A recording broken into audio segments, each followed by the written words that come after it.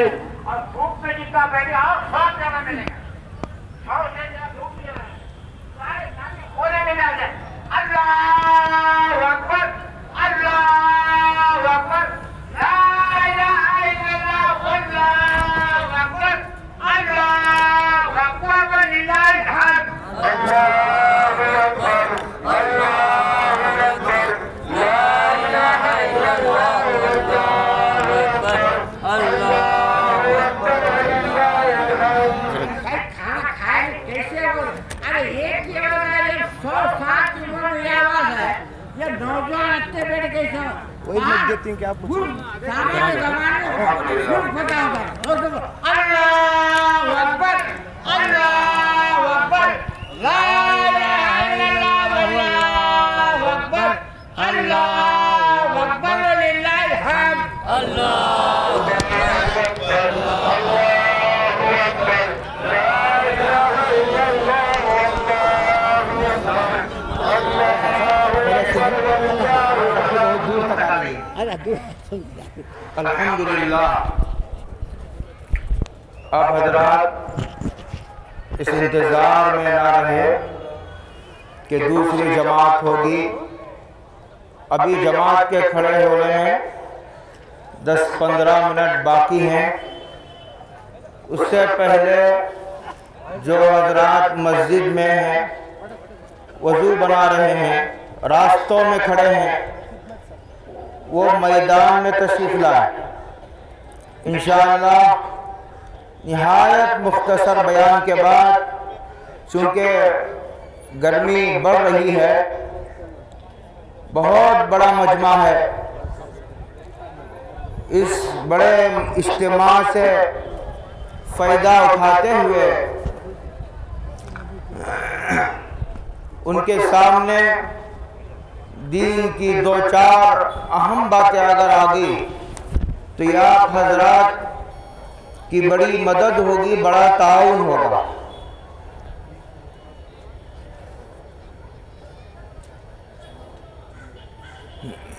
بہت دیر سے آپ حضرات یہاں تشریف رکھتے ہیں ہم اس بات کی کوشش کریں گے انشاءاللہ کہ جلد سے جلد ہم نماز سے عربی خطبے سے بیان سے اور دعا سے فارغ ہو جائیں سب سے پہلے ہم اللہ کی بارگاہ عالی میں سجدہ شکر بجا لاتے ہیں کہ اللہ نے ہمیں ایمان جیسی بے مثال دولت عطا فرمائی اور پھر رمضان کے روزے اور تراویح اور صدقات اور زکوٰۃ وغیرہ ادا کرنے کی اللہ تعالیٰ نے توفیق عطا فرمائی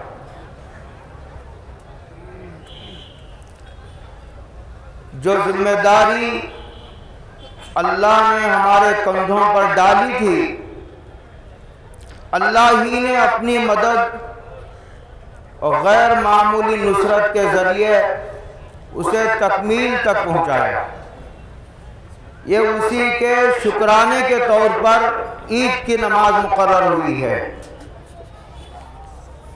سب سے پہلے میں اپنی گفتگو کا آغاز کرنے سے پہلے میری جانب سے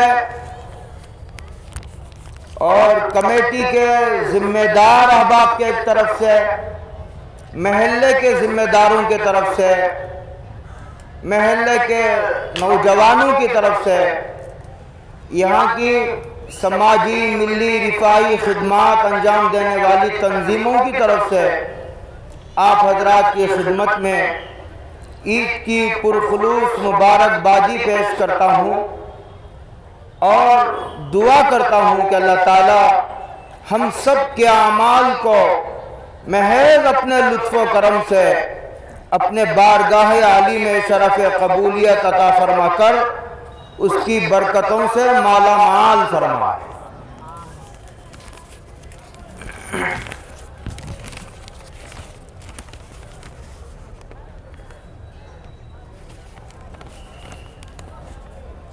ترتیب یہ ہے کہ پہلے بیان ہو جائے. اس کا نفع یہ ہے کہ ایک بہت بڑا مجمع دین کی بات سننے کے منہ میں بھی ہوتا ہے. نماز کے بعد ایک بہت بڑا مجمع چلا جاتا ہے. ان کے لیے عرض ہے کہ عربی خطبے کا سننا بھی ضروری ہے. اتنی بھی کیا جلدی ہے، سال میں ایک مرتبہ آدمی نماز پڑھتا ہے. یہ عید کا دن ہے. جب عید کی صبح ہوتی ہے حضرت رسول اللہ صلی اللہ علیہ وسلم ارشاد فرماتے ہیں فرشتوں کو اللہ تعالیٰ شہروں میں بھیج دیتے ہیں اور راستوں کے کناروں اور سروں پر کھڑے ہیں اور یہ اعلان کرتے ہیں فرشتے کہ بندو اس بارگاہ کریم کی، اس رب کریم کی بارگاہ کی طرف چلو جو بہت زیادہ عطا کرنے والا اور بہت زیادہ معاف کرنے والا ہے. اسی لیے شاید اتنا بڑا مجمع جمع ہوتا ہے چونکہ آواز لگانے والے انسان نہیں، معصوم مخلوق ہوتی ہے، اس کا بھی اثر ہوتا ہے. جو جتنا زیادہ مؤثر ہوتا ہے اس کی اذان میں، اس کے اعلان میں اتنا زیادہ اثر ہوتا ہے. یہ فرشتوں کا اعلان ہے، یہ فرشتوں کی اذان ہے، جس کی وجہ سے شاید محلے کا کوئی فرد نہیں بچا. ہر فرد یہاں عیدگاہ میں حاضر ہے. اللہ تعالیٰ کہتے ہیں کہ میری وہ عزت و جلال کی قسم، میں تمہارے گناہوں کو معاف کر دوں گا. اور میری عزت و جلال کی قسم، جب تک تم میری بات مانتے رہو گے میں تمہاری ستاری کرتا رہوں گا اور مجرموں اور کافروں کے سامنے تمہیں رسوا اور ذلیل نہیں کروں گا. اور یہ فرمایا کہ مانگو. آج اس عیدگاہ میں، اس اجتماع میں آخرت سے متعلق جو مانگو گے میں ضرور دوں گا. اس لیے کہ آخرت میں مصلحت کا کوئی سوال نہیں ہوتا. آخرت ہر ایک کی مصلحت ہے، آخرت ہر ایک کی ضرورت ہے.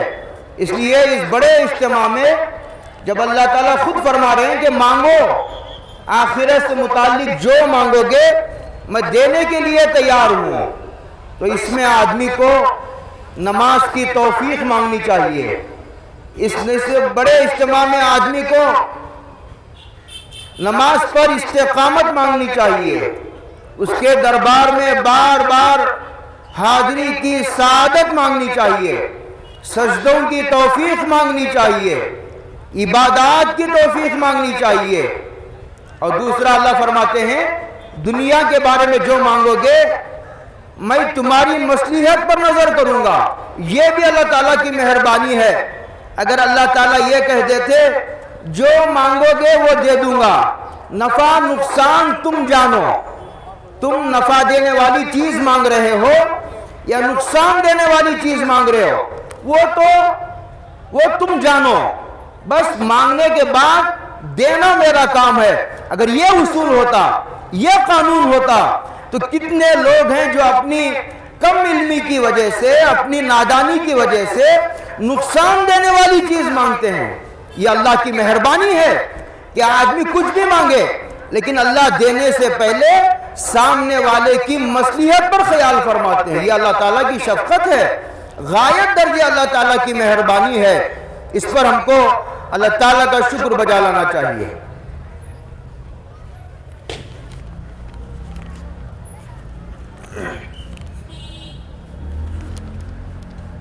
الحمدللہ وحدہ والصلاة والسلام علی من لا نبی بعدہ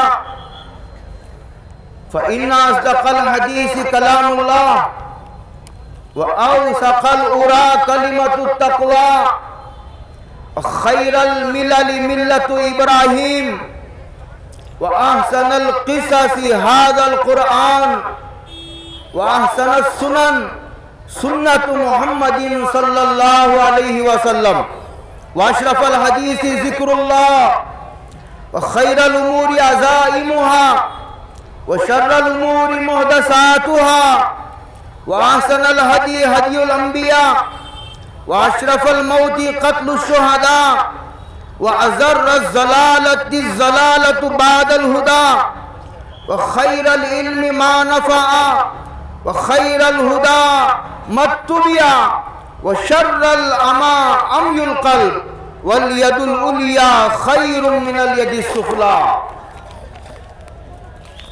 بھائیوں، بزرگوں، دوستوں، بہت مختصر بات ہوگی، آپ حضرات ترتیب سے سنیں، انشاءاللہ نفع ہوگا. بات کو شروع کرنے سے پہلے کبھی اہم بات ذہن سے نکل جاتی ہے، اسی لیے میں شکریہ کے ساتھ اپنی بات کو آگے بڑھاؤں گا. جب تک یہ مجمع جمع ہو جائے گا تو عین وقت پر نماز ہو جائے گی. نماز کے بعد عربی خطبہ ہوگی، مختصر دعا ہوگا. سب سے پہلے میں کمیٹی اور محلے کے ذمہ داروں کی خدمت میں کلمات تشکر پیش کرتا ہوں کہ انہوں نے رمضان کو پرسکون گزارنے میں بڑا تعاون فرمایا ہے. دوسرا، جن حضرات نے کاشف العلوم کو زکوٰۃ دی ہے، ان زکوٰۃ دینے والوں کا میں شکریہ ادا کرتا ہوں. اور ہمارے نوجوانوں کی ایک ٹیم پورا مہینہ پی جی میں پڑھنے والے نوجوانوں کے لیے سحری کا انتظام کیا ہے. اور ہمارے محلے کے فیاض بھائی نے ماشاءاللہ پورا مہینہ انہوں نے کھانا پکا کر تقریباً 150 سے 250 افراد تک پورا مہینہ کھانا پہنچایا ہے. اللہ ان کو اپنی شان شان صلہ عطا فرمائے. محلے کے تمام نوجوانوں کی خدمت میں ہم شکریہ اور کلمات تشکر پیش کرتے ہیں کہ انہوں نے ماشاءاللہ مسجد کے صفائی میں ہو، سحری کے انتظام میں ہو، عاش کے انتظام میں ہو، یہ قالین اور کارپیٹ بچھانے کی خدمت انجام دینے کا مسئلہ ہو، میدان کی صفائی کا مسئلہ ہو، ماشاءاللہ انہوں نے بڑا اچھا کردار ادا کیا. اور ہم نے ان کو حکم بھی نہیں دیا، انہوں نے خود جائے رضاکارانہ طور پر یہ خدمات انجام دی ہیں. ہم دعا کرتے ہیں اللہ تعالیٰ ان کے ایمان و علم و عمل میں اور اخلاق میں اللہ تعالیٰ برکت عطا فرمائے. پولیس انتظامیہ تقریباً 40 افراد یہاں تعینات کی گئی ہیں، ہم ان کی خدمت میں بھی جائے وہ ان کا بھی شکریہ ادا کرتے ہیں. اسی طرح اکبر ہیں، عالم ہے ماشاءاللہ، اسی طرح نیاز بھائی ہیں، اور اسی طرح اعتکاف میں بیٹھنے والے احباب نے محلے والوں کے ہر فرد کے کندھوں پر جو اعتکاف کی ذمہ داری عائد ہوئی تھی، ہم ان کے احسان مند ہیں کہ انہوں نے پورے محلے والوں کی ذمہ داری کا یہ بوجھ ہلکا کیا. اللہ ان کو اپنی شان بدلہ عنایت فرمائے. اب ترتیب وار 5 6 7 باتیں آپ حضرات توجہ سے سنیں، اس کے بعد انشاءاللہ نیت بتائی جائے گی، اس کے بعد انشاءاللہ نماز کا طریقہ بتلایا جائے گا، اس کے بعد نماز پڑھی جائے گی انشاءاللہ. بھائیوں، بزرگوں، دوستوں، آپ کو معلوم ہے کہ انسان دنیا میں بعد میں آتا ہے، اس کی روزی پہلے آ جاتی ہے. حدیث پاک میں ہے کہ انسان جب 120 دن کا ہوتا اپنی ماں کے پیٹ میں، اس کی روزی لکھ دی جاتی ہے. حدیث میں ہے الا وَإِنَّ نَفْسًا لَن تَمُوتَ حَتَّى تَسْتَكْمِلَ رِزْقَهَا. لوگوں غور سے سنو، لوگوں غور سے سنو، بلا شبہ کوئی انسان مرد ہو یا عورت ہرگز اس وقت تک نہیں مرتا جب تک اپنی مقدر کی روزی مکمل نہیں کر لیتا. اس لیے فرمایا فَاجْمِلُوا فِي الطَّلَبِ، روزی کے حاصل کرنے میں اجمال سے کام لو، انہماک سے کام نہ لو. وَتَوَكَّلُوا عَلَيْهِ، اللہ پر بھروسہ کرو، اسباب ہی کو خدا نہ سمجھ جاؤ. اسبابی کے پیچھے نہ پڑ جاؤ اور رات دن صرف کاروبار کے بندے نہ بنو۔ اسباب اختیار کرنے کا حکم ہے، لیکن اسباب کو خدا بنا لینے سے منع کیا گیا ہے۔ یہ تابعی فرماتے ہیں کہ روزی آدمی کو اس طرح تلاش کرتی ہے جس طرح موت آدمی کو تلاش کرتی ہے، لہذا اسباب اختیار کرنا منع نہیں ہے، بلکہ نماز چھوڑ کر دکان کرنا منع ہے، نماز چھوڑ کر کمپنی کو جانا منع ہے، نماز چھوڑ کر اسباب اختیار کرنا منع ہے۔ یہ ناجائز ہونے کے ساتھ ساتھ اللہ پر بے اعتمادی ہے، اللہ پر بھروسہ نہ کرنے کے برابر ہے۔ جس اللہ نے روزی دینے کا وعدہ کیا ہے اس پر بھروسہ نہ کرنے کے مترادف ہے۔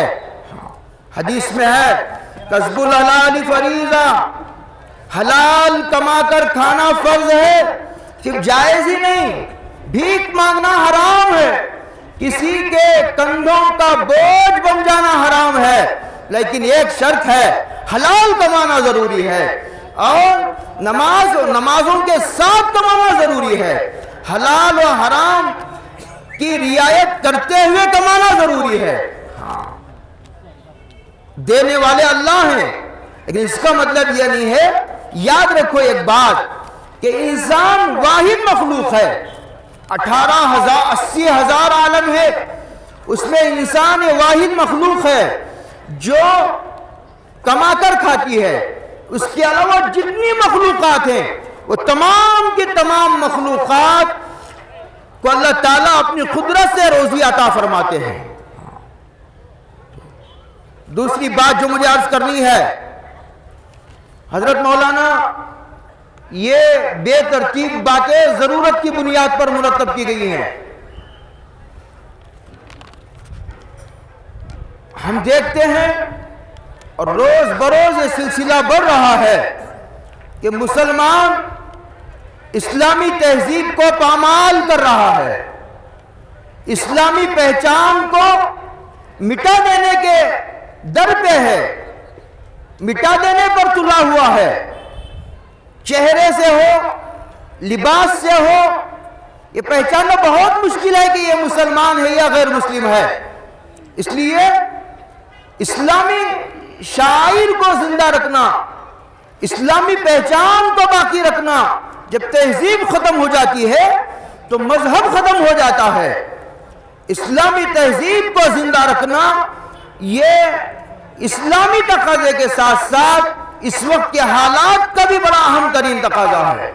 دوسری بات یہ ہے، حضرت مولانا علی میاں صاحب رحمۃ اللہ علیہ نے فرمایا تھا کہ مسجدوں کو مرکز بنا کر کام کرو، مسجدوں کو صرف نماز پڑھنے کی جگہ نہ بناؤ، اس لیے کہ مسجدیں وہ جگہ ہیں جہاں پر فتنے سب سے آخری میں پہنچتے ہیں، یا فتنے پہنچتے پہنچتے قیامت آ جاتی ہے۔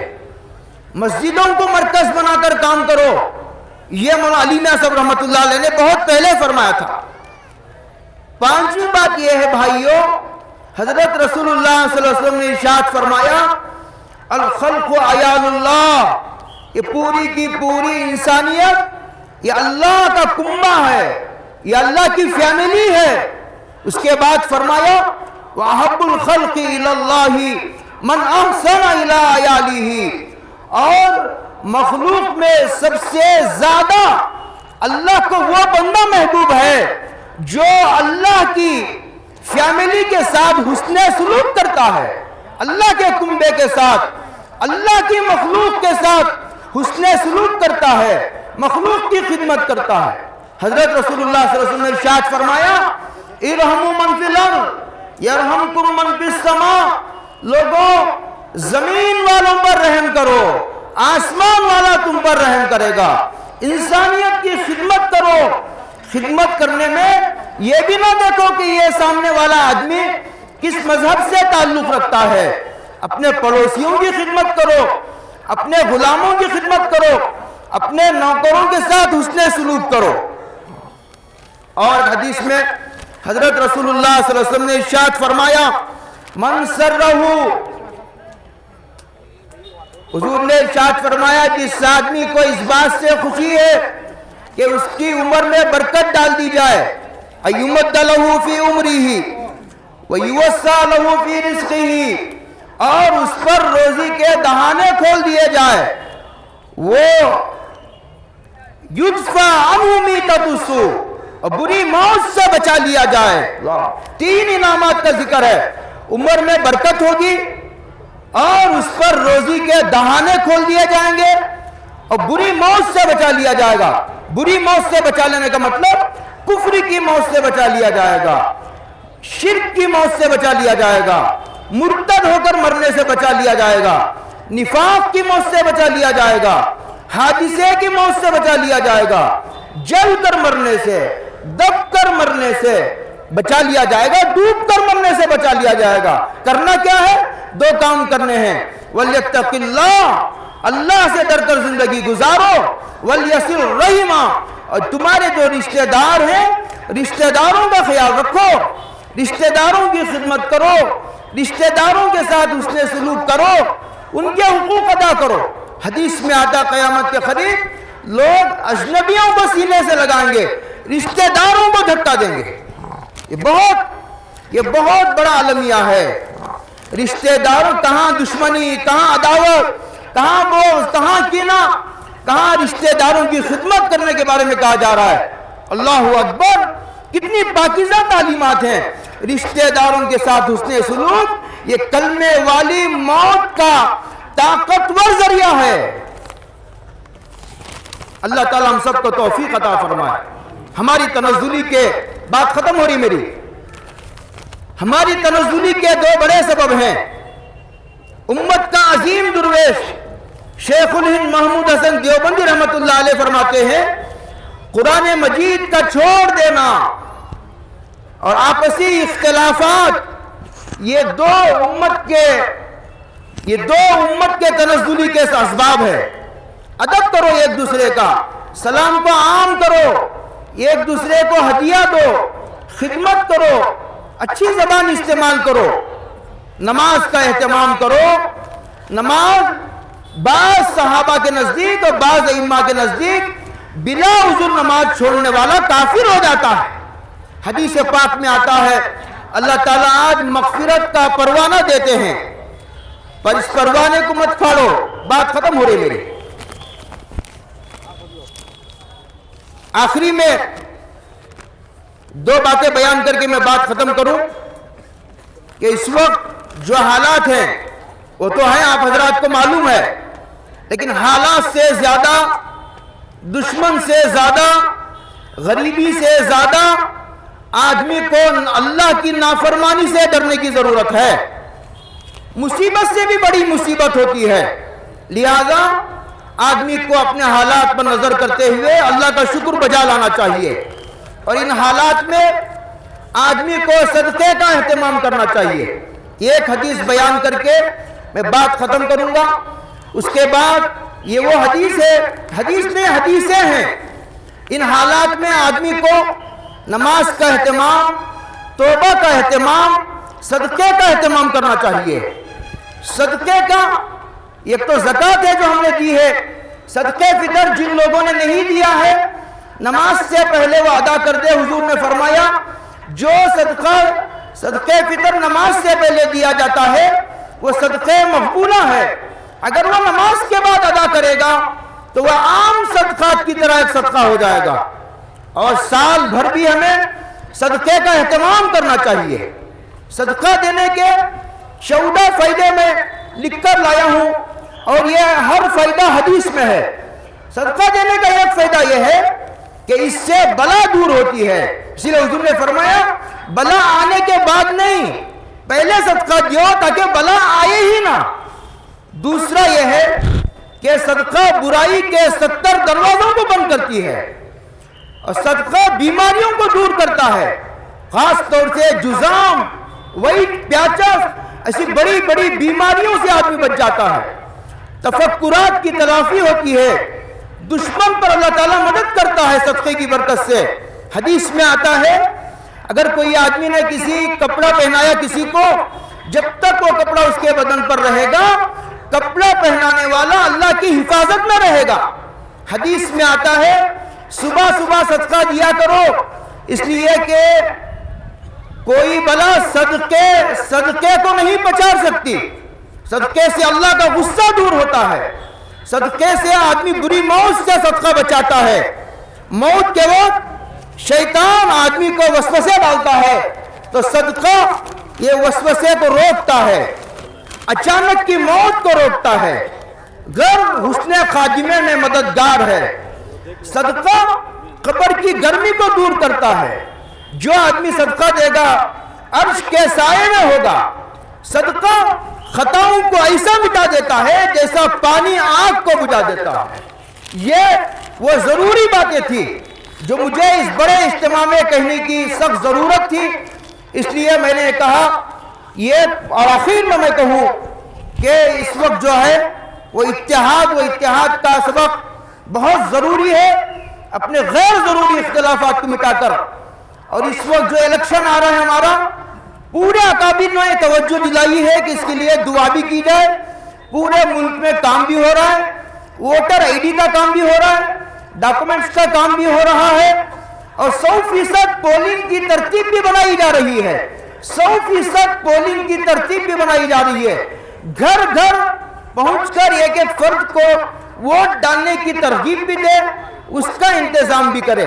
اس کے لیے دعا بھی کرے کہ اللہ تعالیٰ جو ہے وہ ہم سب کو آزمائشوں کے حوالے نہ فرمائے، اللہ مکمل عافیت کا معاملہ فرمائے۔ اب جو ہے آپ حضرات کھڑے ہو جائے، صفوں کی ترتیب پر کھڑے ہو جائے، صفوں کی ترتیب پر کھڑے ہو جائے۔ جو سامنے جگہ ہے جی، لوگ زیادہ ہیں، ہاں، اس حساب سے ایک قدم پیچھے ایک صف بن جاتی ہے۔ ہاں، یہ ایک صف آگے آ جائیں، ایک صف آگے آ جائیں، میرے قدموں کے پیچھے رہے، ایک صف آگے آ جائے۔ آگے دیکھو، یہ جب صفیں مکمل ہو جائے ایک صف آگے آ جائے۔ برابر ہے۔ پانی دو، پانی دو۔